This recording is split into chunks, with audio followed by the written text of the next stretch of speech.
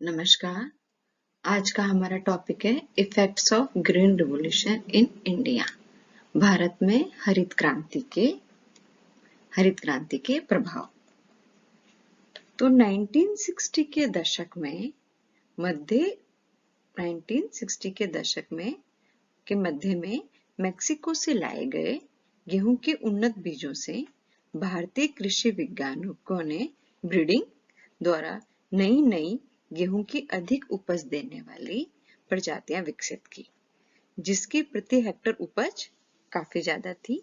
ऐसी स्थिति धान की प्रजातियों की भी रही, जिन्होंने देश में 1960 के दशक के मध्य 1966-67 में कृषि में हरित क्रांति ग्रीन रिवॉल्यूशन आई और परिणाम स्वरूप खाद्यान्न में आत्मनिर्भरता आई, जिसका जो श्रेय है वो नोबेल पुरस्कार से सम्मानित एकमात्र अमेरिकी वैज्ञानिक डॉक्टर नॉर्मन ई बोरलॉन्ग तो है ही, साथ में हमारे भारतीय वैज्ञानिक डॉक्टर एम एस स्वामीनाथन को जाता है। 1960-61 में देश के 7 राज्यों के 7 चयनित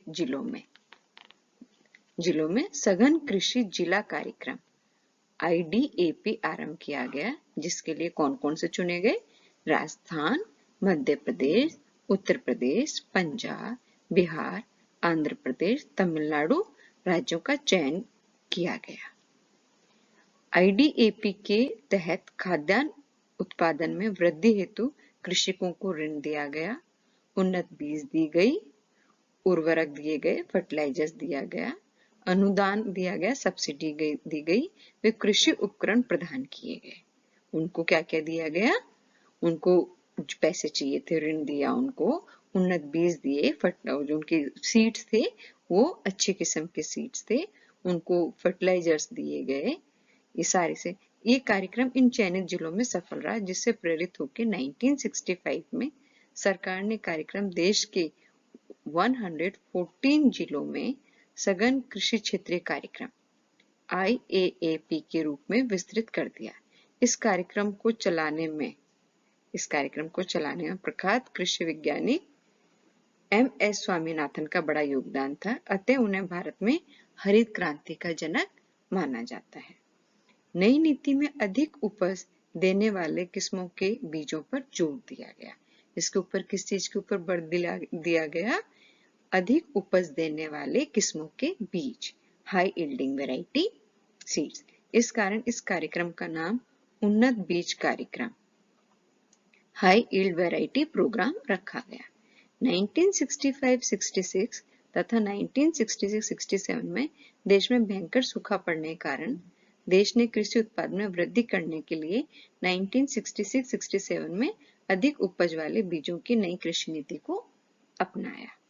कृषि विकास की इस नई नीति में अधिक उपज देने वाले किस्मों के कार्यक्रम, हाई यील्डिंग वैरायटी प्रोग्राम के अतिरिक्त बहुफसली कार्यक्रम, मल्टीपल क्रॉप प्रोग्राम को भी सम्मिलित किया गया। भारत में हरित क्रांति का आरंभ पंजाब, हरियाणा व उत्तर प्रदेश राज्यों में गेहूं की खेती में उन्नत बीजों के प्रयोग से हुआ। गेहूं, चावल, मक्का, बाजरा, ज्वार आदि की खेती में हरित क्रांति का प्रभाव हुआ, लेकिन हरित क्रांति का मुख्य प्रभाव गेहूं व चावल की खेती पर ज्यादा पड़ा।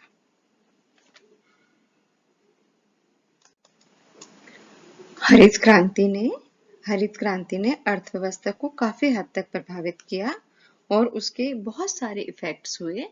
क्या क्या इफेक्ट्स हुए? जो उसमें इफेक्ट्स हुआ, पहला आ जाता है इंक्रीज इन एग्रीकल्चर प्रोडक्शन, कृषि उत्पादन में वृद्धि।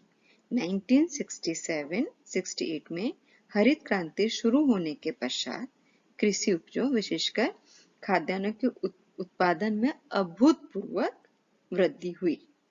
5 फसलें गेहूं, चावल, ज्वार, बाजरा तथा मक्का की उपज बढ़ाने के लिए अधिक उपज देने वाले बीजों का प्रयोग किया गया। अतः 1967 के बाद हरित क्रांति का मुख्य उद्देश्य अनाज क्रांति लाना हो गया। खाद्यान्नों में गेहूं का उत्पादन सबसे अधिक बढ़ा। सबसे ज्यादा जो फायदा पहुंचा वो किसको पहुंचा? गेहूं को पहुंचा। इसी कारण प्राय ये भी कहा जाता है कि भारत में हरित क्रांति मुख्यतः गेहूं क्रांति है। On account of this reason, it is said that green revolution in India is largely the wheat revolution. दूसरा क्या हुआ, इसका क्या इफेक्ट हुआ ग्रीन रिवॉल्यूशन का? प्रोस्पेरिटी ऑफ फार्मर्स, किसानों की समृद्धि। हरित क्रांति से कृषि उत्पादन में वृद्धि होने से किसानों की आर्थिक दशा में काफी सुधार हुआ और वो समृद्धि के रथ पर अग्रसर हुए। हरित क्रांति से बड़े किसानों को सबसे अधिक लाभ हुआ। Reduction in import of crops, तीसरा क्या लाभ हुआ, क्या इफेक्ट हुआ ग्रीन रिवॉल्यूशन का? वो है खाद्यान्नों में आयात में कमी, reduction in import of crops. हरित क्रांति से खाद्यान्नों का उत्पादन बढ़ा जिससे उनके आयात में भारी कमी हुई। कभी कभी हम खाद्यान्नों का निर्यात भी करते हैं, जब कम होता है तो हम बाहर से मंगाते हैं। प्रोफेसर दंतेवाला निर्यात के अनुसार हरित क्रांति ने सांस लेने का समय दिया। इसके फलस्वरूप खाद्यान्नों की कमी की चिंता से छुटकारा मिलेगा तथा नियोजकों का ध्यान भारत की योजनाओं की ओर लगेगा।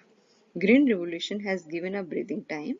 As a result, there will be relief from the anxiety of food shortage and the planners will concentrate more on Indian planning. तो जो हमारे यहाँ पे जो फसलों का जो अनाज की कमी हो जाती थी, शॉर्टेज हो जाती थी, तो ज्यादातर लोग बाग क्या है फूड शॉर्टेज के ऊपर ही ध्यान रहता था। अब जब यहाँ पे इसमें अभूतपूर्व वृद्धि हुई तो उन्होंने क्या है इंडियन की प्लानिंग के लिए काम करना शुरू कर दिया। पूंजीवादी खेती, कैपिटलिस्टिक फार्मिंग। हरित क्रांति से पूरा लाभ उठाने के लिए विभिन्न प्रकार की मशीनें, उर्वरकों, उन्नत बीजों आदि का प्रयोग किया गया, जिसके लिए पर्याप्त धन की आवश्यकता होती है। इससे कृषि में पूंजीवादी को बढ़ावा मिला।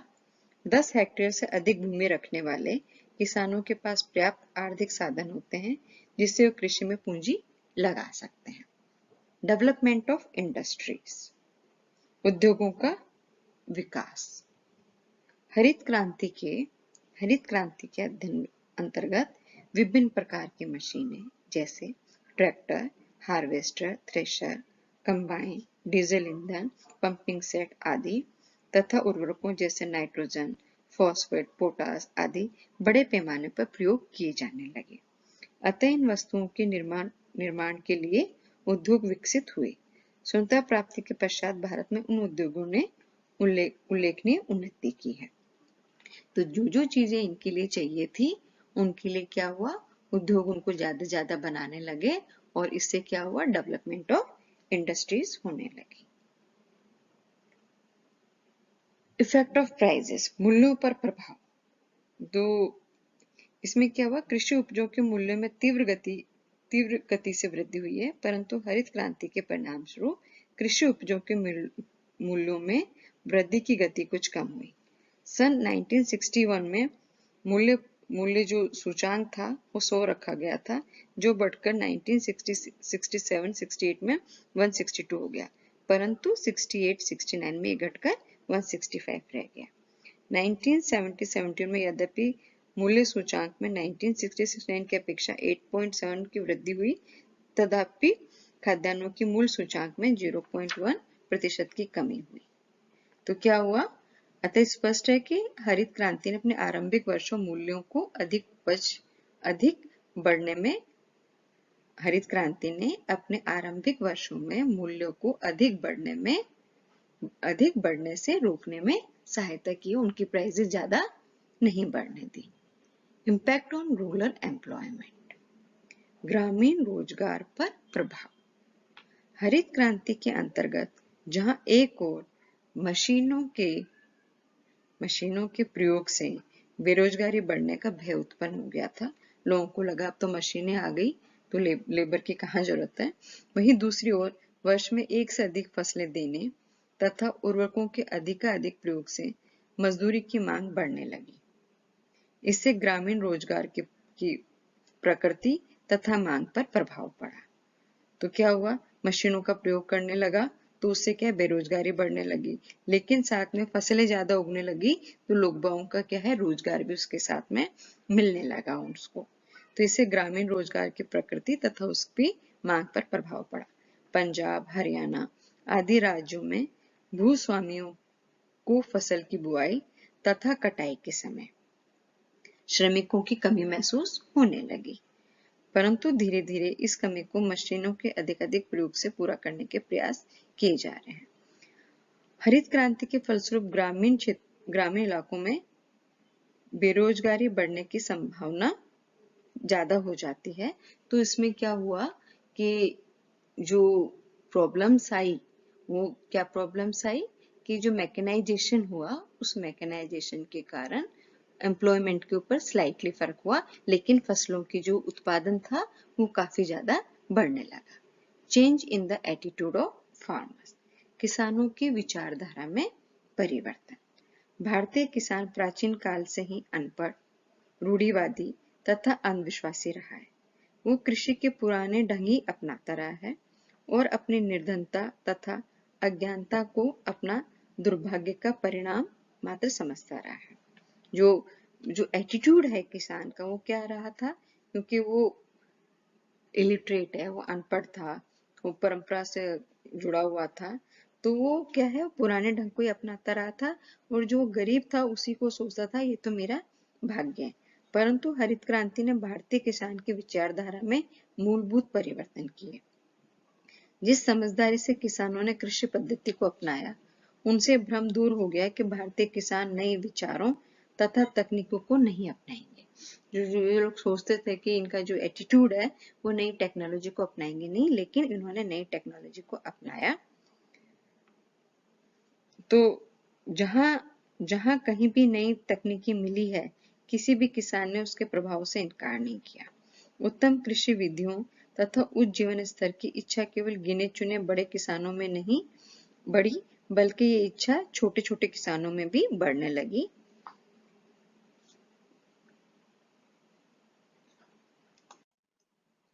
अगर आपको और ज्यादा देखना है तो आप इन बुक्स के अंदर देख सकते हैं। रेफरेंसेस और फर्दर रीडिंग के लिए बुक्स है। Thank you.